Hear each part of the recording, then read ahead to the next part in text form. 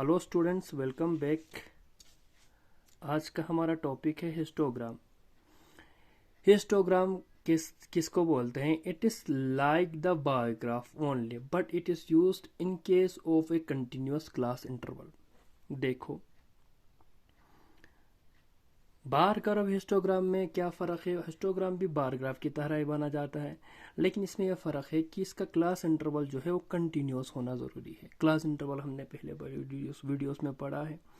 Class interval जो देखो, interval 0 से 10, 10 to 15, 15 से 20, 20 से 25, 25 30, 30 से 40, यानी कि ये सारे इंटरवल्स है और ये कंटिन्यूस भी है। जो हमने पहले बताया था, ये कंटिन्यूस क्लास इंटरवल है। 0 से 10 एक इंटरवल बन गया, 10 से 15 के इंटरवल बन गया, 15 से 20 एक इंटरवल बन गया, 20 से 25 एक इंटरवल बन गया। इसमें 10, 15, 20 ये सब कंटिन्यूस हो रहा है, इसलिए इसको कंटिन्यूस क्लास इंटरवल बोला जाता है। इसमें क्या करते हैं कि क्लास इंटरवल को एक्स एक्सिस पे लिखते हैं, फ्रीक्वेंसी को वाई एक्सिस पे लिखते हैं।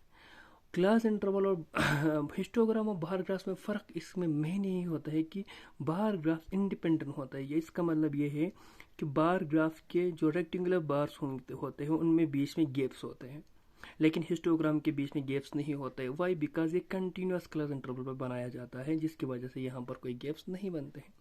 सीधी सी बात है। वहाँ पर इंडिपेंडेंट होता है, किसी कम्युनिटी का सीधे हम फ्रीक्वेंसी देख लेते हैं, अलग अलग से देख लेते हैं, तो उसका कोई बीच में गैप रहता है, लेकिन यहाँ पर ये कंटिन्यूस है, इसलिए यहाँ पर गैप नहीं होता है। बार ग्राफ की तरह हिस्टोग्राम का भी हाइट जो है फ्रीक्वेंसी के बारे में बोलते हैं, यानी कि नंबर्स के बारे में बोला जाता है। बस, तो यही है हिस्टोग्राम और बार ग्राफ में कुल फर्क यही थे कि बार ग्राफ में गैप्स होते हैं, हिस्टोग्राम में गैप्स नहीं होते हैं, बस। और ये कंटिन्यूस इंटरवल से बना जाता है। अब दूसरी बात है, यहाँ पर हमारा है frequency polygon. To draw a frequency polygon first we need to draw histogram. Frequency polygon बनाने के लिए हम पहले क्या बनाते हैं? हम एक हिस्टोग्राम बना लेते हैं, ठीक है। Then join the midpoint of the tops of the bars and lines in the figure so often is called frequency polygon। फिर इस हिस्टोग्राम को बनाने के बाद इनकी मिड पॉइंट्स हम ढूंढ लेते हैं। सपोज 0 से 10 के बीच में मिड पॉइंट यहाँ पर है, या इसी तरह 10 से 15 के बीच का पॉइंट, इन दोनों के मिड पॉइंट इसके टॉप पे देखना है, इन दोनों का मिड पॉइंट इसी के टॉप पे देखना है, इन दोनों का मिड पॉइंट इसी की टॉप पे देखना है, सेम इट इज। और इनके मिड पॉइंट्स को हम क्या कर लेते हैं? एक लाइन की मदद से ज्वाइन कर लेते हैं मिड पॉइंट्स को। जो फिगर बाद में बन जाते हैं ना, इसी को हम बोलते हैं क्या? इसी को हम बोलते हैं फ्रीक्वेंसी पोलोग्राम। ठीक है बेटा, इसी को हम सो स्टूडेंट्स, अच्छा, पहले हमने बोला कि फ्रीक्वेंसी पोलोग्राम बनाने के लिए हमें चाहिए कि हम हिस्टोग्राम बनाए, लेकिन ऐसा ज़रूरी भी नहीं है। फ्रीक्वेंसी पोलोग्राम को हम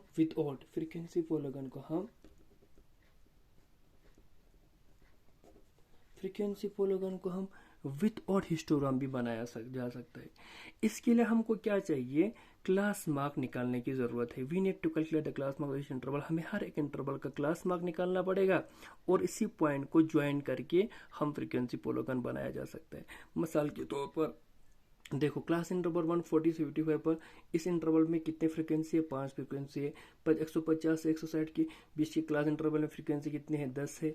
इसी तरह सब दिया हुआ है। 190 से 200 तक की क्लास इंटरवल की फ्रीक्वेंसी बन रहा है 2। तो इसी क्लास इंटरवल का हम क्या करेंगे? क्लास मार्क निकालने की कोशिश करेंगे। क्लास मार्क हम किस तरह निकालते हैं? देखो, दोनों को ऐड करते हैं, डिवाइड बाई 2 करते हैं, दोनों को ऐड करते हैं, डिवाइड बाई 2 करते हैं।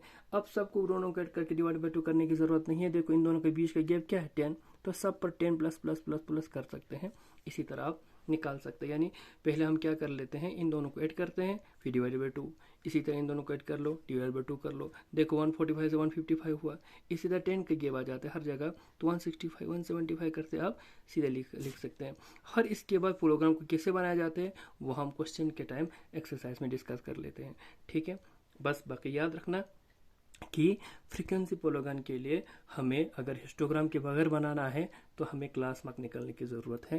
क्लास मार्क को हम पहले फाइंड कर दें, इसके बाद हम फ्रीक्वेंसी पोलोगन को आराम से ड्रा कर सकते हैं। वो हम आपको एक्सरसाइज के टाइम सिखाएंगे। अच्छा, इसके बाद हमारा अगला टॉपिक है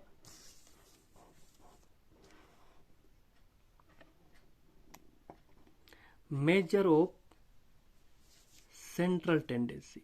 मेजर और सेंट्रल टेंडेंसी में हम पहले पढ़ते हैं मीन, मीडियन, मोड।